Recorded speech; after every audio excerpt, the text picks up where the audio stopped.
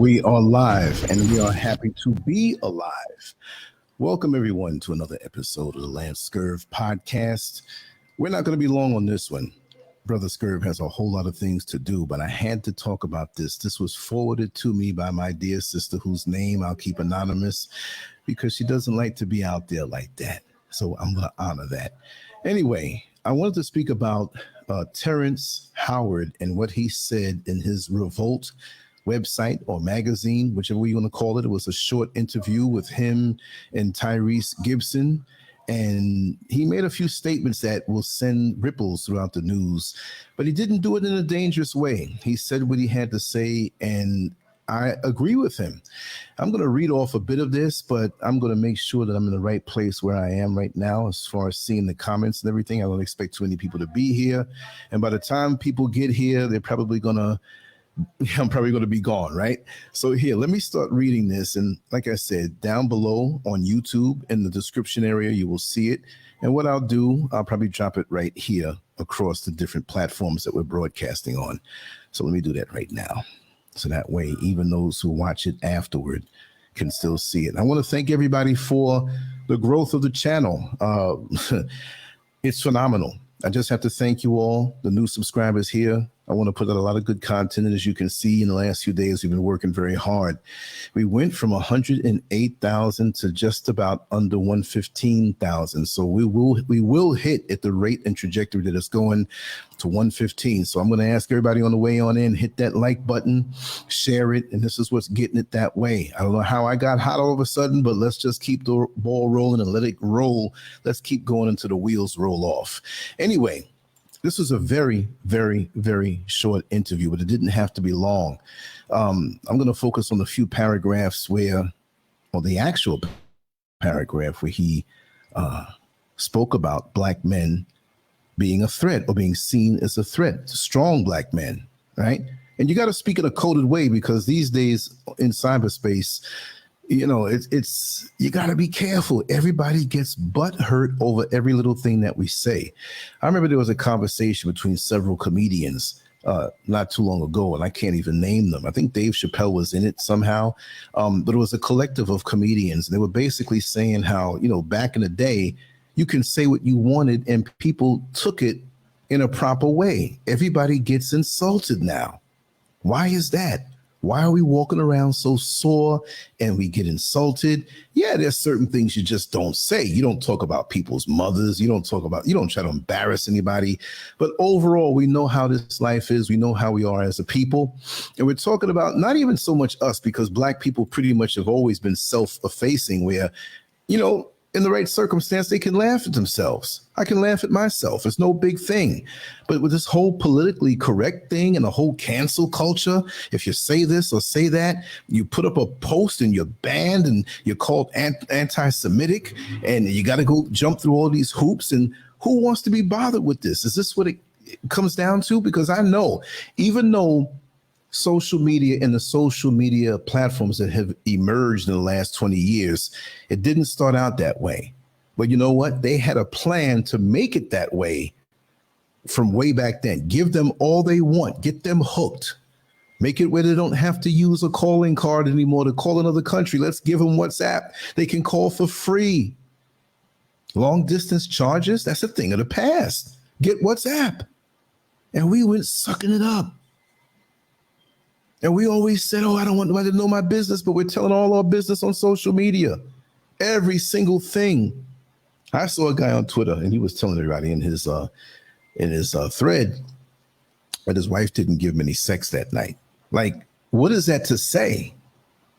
And we demonize each other and we crush each other. And these are on other people's platforms. And you never see really where they come down on you as a black man or a black woman for bashing your own, because that's part of the agenda. Let them tear themselves down. And then you have a lot of people, and I know this particular stalker is going to come out if I say LGBTQ. You need to have me on your show. Translation, I need to come up. I've been out here for years and I can't get no hits because you're not saying anything relevant. You're not putting in the work. Oh God, a trace few of you know exactly who I'm talking about. Now, let me find this little piece here and speak on it. And again, it's not long, but you have to read between the lines, right? Okay, let's see. I think I started out here. Okay. Here's a question. Hollywood tends to stick to a specific formula when it comes to the kind of Black stories that are told on screen. What other stories would you like to see told to break the system? He made a little joke in the beginning of his answer. He said, I would like to see more white stories. And he laughed. He said, no, but I would like to know the ability of men to be men and people to be people. The man has been demonized. The strength and character and faults that come with a man are necessary for balance. With the new formula, most men are made to be effeminate and not have their power or sense of strength. They allow white men to be able to be strong, but when it's Black men, it's seen as a threat. I don't want to remove a few chromosomes to fit in someone's story. So I feel they need to expand their stories to allow men to be men and simultaneously appreciate a woman's beauty. That was a very powerful statement. He said a whole lot without having to say much at all. So my question is, who are these people that are pushing us to be effeminate and not have their power and sense of strength?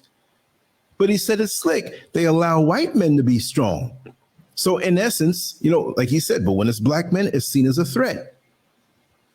And there are many people being the champion, holding up the wrong flag, when the very threads that hold us together as a community, not just face to face and physically, but on a psychological level, are being pulled apart. And when you take all the threads out of your outfit and walk down the street, eventually you'll find yourself naked, exposed, nothing to cover you. So for the longest time, the threads of the Black community have been yanked out of our fabric, and it's leaving us vulnerable. We need men. We need to celebrate Black manhood. Black manhood is not effeminate. I'm sorry. Black manhood is about the Black family, which is about the Black community, which is about our Black world. There's nothing that anything else can add to us except to pull us down. And when you represent that, trust me, they applaud. They like that.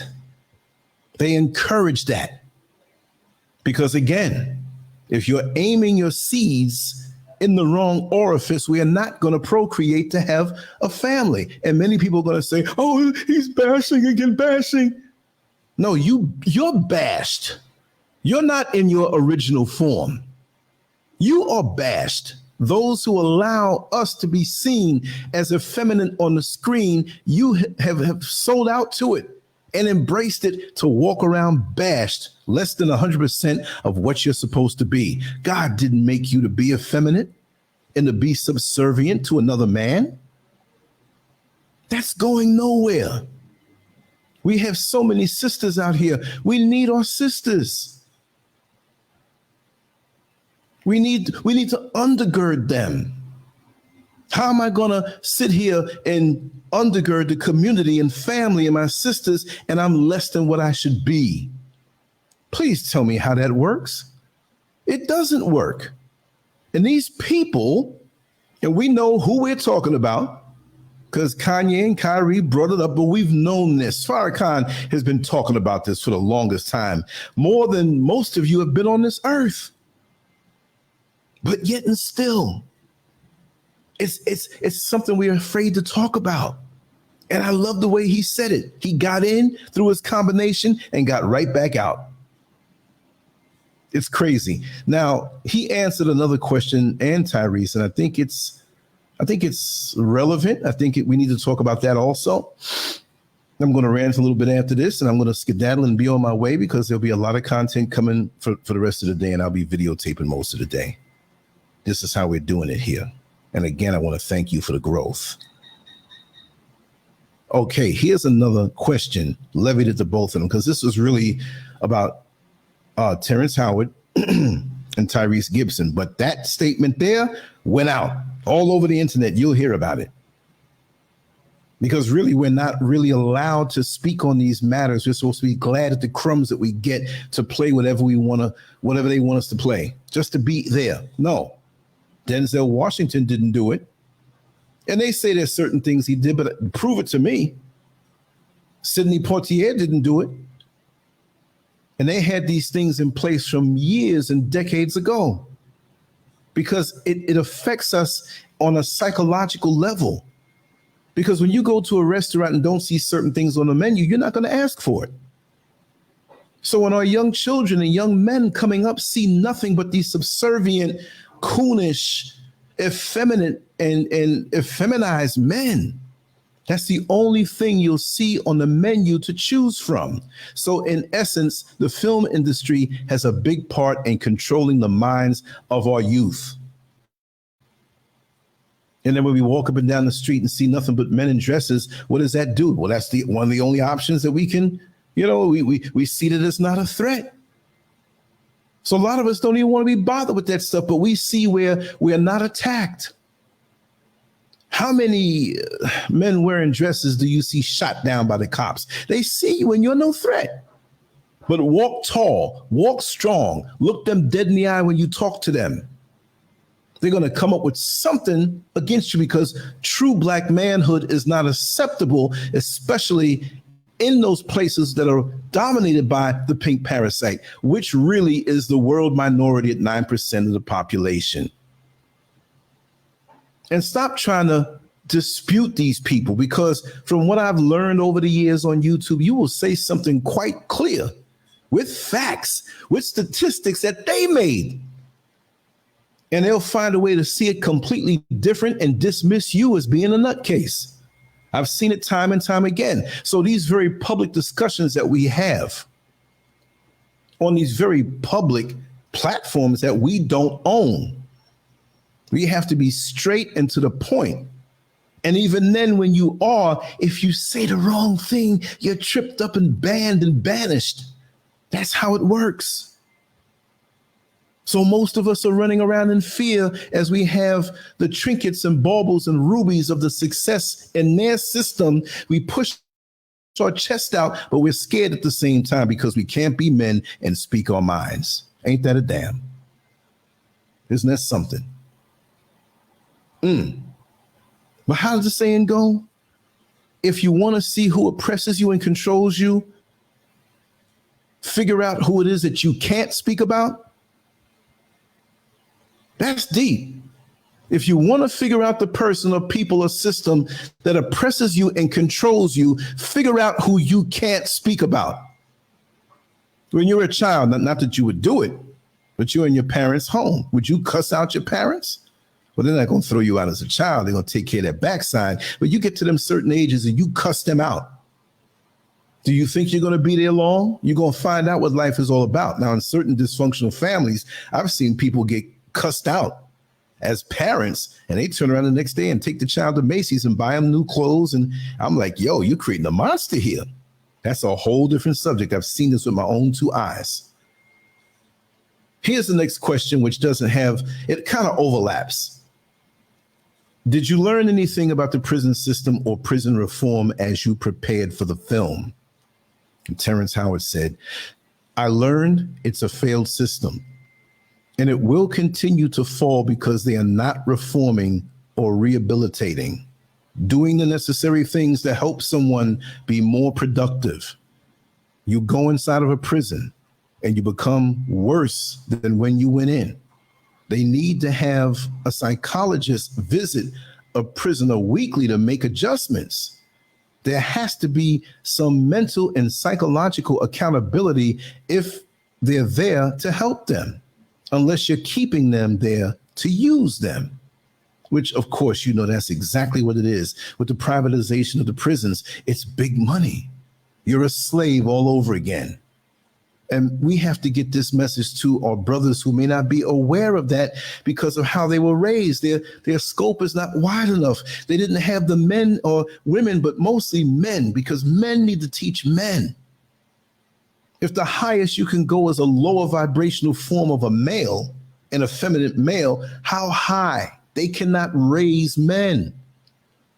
Do you think there's a squirrel book or a rabbit book or a dog book or a cat book that they pass on to their offspring and say, this is how you become a grown cat or a grown rabbit? No, it's by being around and absorbing the example of what a man is. You can't teach manhood through a book. You can learn words and how to write, but you need that person next to you. And they're very strategic in how they do this. And Tyrese Gibson answered, first, I hope I never go to jail. And that's the bottom line. We all fall short and people make mistakes. I feel prison serves its purpose in a specific capacity. Some people go there and have way too much fun, while others make families there. Jail is not for fun, and privately owned prisons are corrupt. Many people who go there for a warrant end up getting jailed for life due to getting into certain situations and predicaments where they have to protect themselves. There will be many people uncomfortable as they watch what we expose in the film. I'm looking forward to that. Don't even know what the name of it is. I'm so focused on Terrence Howard's words. The name of the new movie is The System. And that's what this interview was all about. But I'm so glad Terrence Howard spoke on that. It's a very, very short interview. You would think with both of them there, it would be one of those reads that are very, very long. But it's not. It's to the point. And I guess they have to promote it on different platforms. So you will get a lot of these brief updates. But I have to applaud Terrence Howard for saying what he said, that, you know, strong black men are looked at as threats in the film industry. I'm glad he said that. What are they going to say? It's anti-Semitism? Because that's a direct blow against them who run the film industry. You understand? I'm going to play a little music for a second, and I have to open up my door. Somebody is knocking. Just give me one more second. I'll be right back. Everyone, pretty much that's the gist of it. I have a very special guest that came by to my home, and I'm going to speak with him for a little while, but my point has already been made pretty much. You know, we have to get together and not be afraid to speak out on the things that are kind of hurting us in the long run. When you are an actor or an actress in the film industry that is run by other people who are diametrically opposed to your power, you're going to have to eventually make up your mind whether you're going to leave that system or not.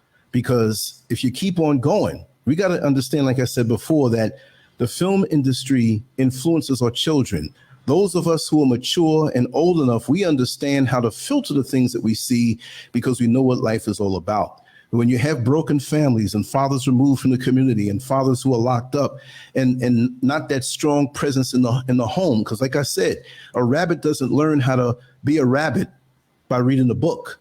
He has to be around other rabbits to learn the rhythm of the rabbit. When you see squirrels playing with other squirrels, they're learning how to defend themselves, but in a state of play. You understand? So that's the bottom line, you know? So I'm going to wrap this up right now. And like I said, I want to thank you all for passing through. And we're going to be back soon. I have a few runs to make, and it's all good. Much love to you all. I will talk to you soon. Peace.